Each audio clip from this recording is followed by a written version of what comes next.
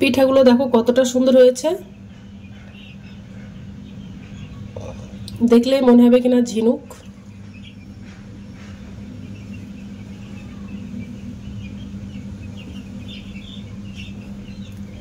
দেখো একটু ভেঙে দেখাবো কতটা সুন্দর হয়েছে। হ্যালো বন্ধুরা, তো আমি আজকে আবার অন্যদিনের মতো নতুন একটা রেসিপি নিয়ে এসেছি। আজকে রেসিপি হচ্ছে তাল দিয়ে আমি আজকে একটা ঝিনুক পিঠা বানাবো। তো চলো আমি এই রেসিপিটা কিভাবে বানাই তোমরা শেষ মতো ভিডিওটা স্কিপ না করে দেখতে থাকো। তো চলো রেসিপিটা শুরু করি। প্রথমে আমি একটা উনানে ফ্রাইং প্যান দিয়ে দিলাম। এই রেসিপিটা বানাতে আমার তাল লাগবে। তো দেখো তাল আমি আগের থেকে সেকে তালের কাঠ বার করে নিয়েছিলাম, আর আমি এই বাটির এক বাটি তালের কাঠ নিয়ে নিয়েছি। এবার আমি তালের কাঠটা ফ্রাইং প্যানের মধ্যে দিয়ে দেব। আমি তালটা ভালো করে ফুটিয়ে জাল করে নেব।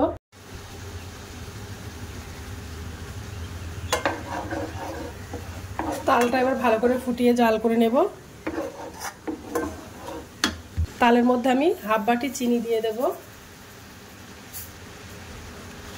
আমি হাফ বাটি চিনি দিয়ে দিলাম, একটু সামান্য লবণ দিয়ে দেব। তালটা বেশ ভালো করে ফুটিয়ে জাল করে নেব। ফুটিয়ে জাল করে নিয়েছি। এবার আমি ওর মধ্যে এক বাটি মতো ময়দা দিয়ে দেব, দিয়ে একটা ডো বানিয়ে নেব। ময়দাটা বেশ ভালো করে জাল করে নেব। ময়দাটা তালের সঙ্গে বেশ ভালো করে মিশিয়ে নেব। আমি সম্পূর্ণ এক বাটি আটা দিইনি। ওর মধ্যে আমি 2 চামচ মতো নারকেলের গুঁড়ো দিয়ে দেবো। নারকেলের গুঁড়োটা দিলে খেতে খুব ভালো লাগে। তোমরা চাইলে ওর মধ্যে ফ্রেশ নারকেল গুঁড়োটা দিতে পারো। ওটা আমার বানানো হয়ে গেছে। এবার গ্যাসটা অফ করে দেব। এবার আমি একটা প্লেটে ঢেলে নেব। আমি ভালো করে চটকে মেখে একটা ডো বানিয়ে নেব। একটু গরম থাকতে থাকতে চটকে মেখে নেব।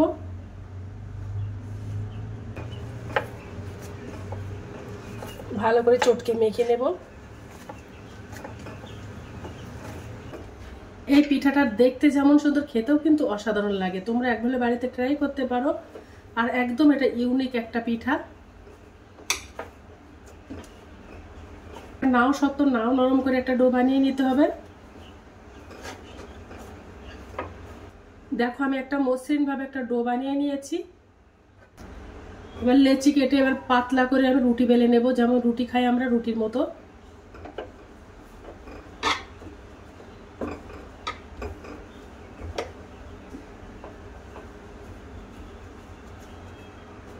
এবার পাতলা করে একটা রুটি বেলে নেব।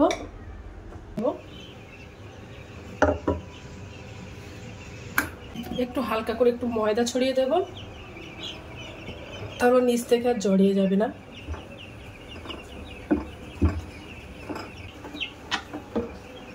দেখো পাতলা করে আমি রুটি বেলে নিয়েছি। দেখো আমি একটা কুকি কাটার নিয়ে নিয়েছি। এই কুকি কাটার দিয়ে আমি কেটে নেব। এক সাইডে দেখো ডিজাইন করা আছে, এই ডিজাইনটা আমি বানিয়ে নেব। তোমরা চাইলে গ্লাস কিংবা বাটি দিয়ে তোমরা ডিজাইনটা বানিয়ে নিতে পারো। এই কুকি কাটার দিয়ে কেটে নেব।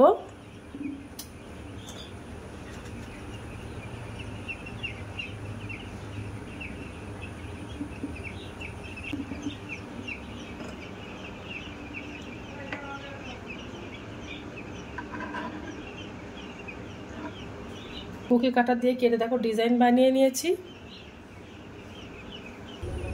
এবার কিভাবে ডিজাইনটা বানাই দেখো।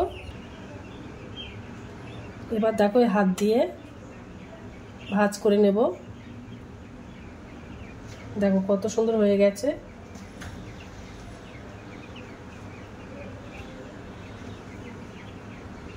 দেখেছো ঝিনুক মতো হয়ে গেছে। এবার আগের থেকে আমি নারকেলের পুর বানিয়ে নিয়েছিলাম, ওই পুরটা দিয়ে দেবো গোলাকার করে। দিয়ে এবার আরেকটা দিয়ে ঢেকে দেব, যেমন মুক্তো ঢেকে দেয়।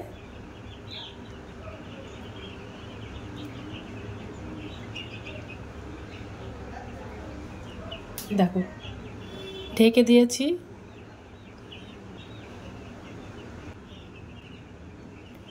ঝিনুক পিঠাটা হয়েছে।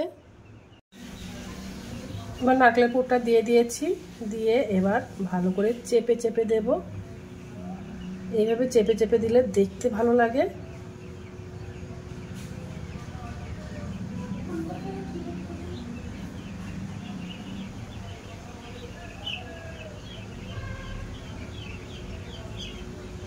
দেখো কতটা সুন্দর লাগছে দেখতে।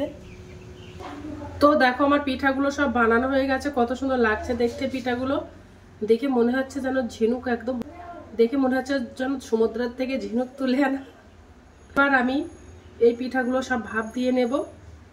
দেখো আমি একটা ছিদ্র থালা নিয়ে নিয়েছি, এই থালাতে আমি ভাপটা দিয়ে দেবো, তাতে বসিয়ে দেব। পিঠাগুলো সব সাজিয়ে দেবো একটা একটা করে।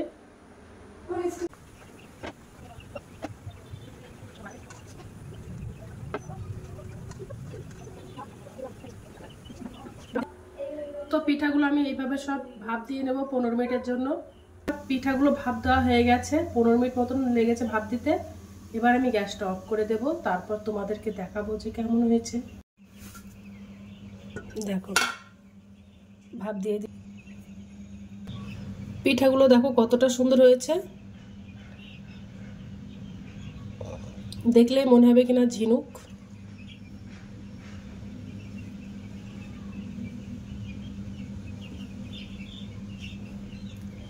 দেখো একটু ভেঙে দেখাবো কতটা সুন্দর হয়েছে।